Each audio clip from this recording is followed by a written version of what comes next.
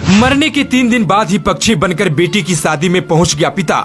नजारा देख हैरान रह गए लोग। बेटी को आशीर्वाद दिया, खाना भी खाया और लोगों को बता दिया कि मैं ही लड़की का पिता हूं। पक्षी की भेष में कन्यादान करने आया हूं। एक पिता का हर फर्ज निभा दिया वह पक्षी। लोगों ने भगाने का प्रयास भी किया, लेकिन फिर भी वह कुर्सी पर बैठकर खड़ा रहा। जी जरा सोचिए कि शादी समारोह में जब कोई एक विचित्र सा पक्षी या जानवर पहुंच जाए तो आप क्या करेंगे? आप इसको भगाने का प्रयास करेंगे, पानी पिलाएंगे, खाना खिलाएंगे, लेकिन वह फिर भी ना जाए तो आप क्या कहेंगे? ऐसा ही कुछ हुआ है एमपी के दमोह जिले के एक गांव में।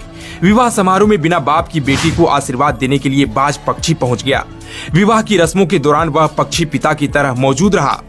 वरमाला के समय करीब घंटे भर तक यह पक्षी शांति से कुर्सी पर बैठा रहा। जब बेटी की वरमाला हुई तो यह पक्षी उड़कर उसके सिर पर बैठ गया।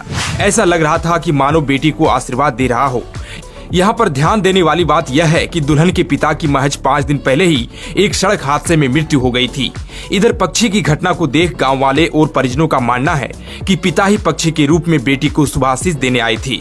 जब बेटी ने पक्षी के लिए दूध रखा तो वह उसकी गोद में बैठकर दूध पीने लगा और बारातियों के संग उसने बैठकर खाना भी खाया।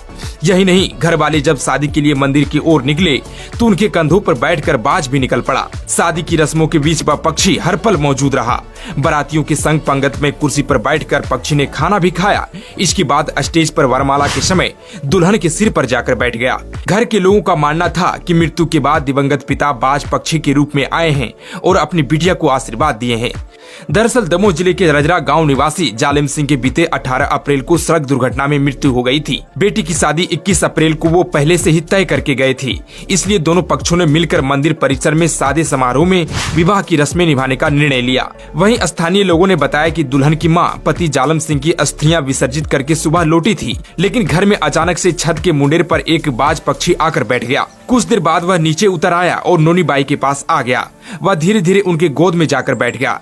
उन्होंने समझा कि यह भूखा प्यासा होगा, सो उसे भोजन दिया और दूध व पानी भी पिलाया।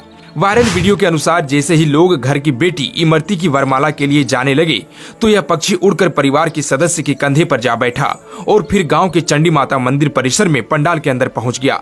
वरमाला के दौरान वह स्टेज पर शांत भाव से एक कुर्सी पर बैठा रहा। वरमाला संपन्न होने के बाद वह उड़कर दुल्हन के सिर पर बैठ गया और पंख फैलाने लगा।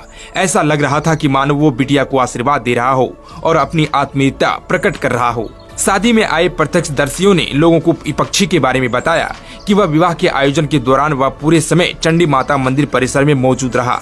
ना उससे किसी को भय लगा, ना पक्षी किसी व्यक्ति से डरा।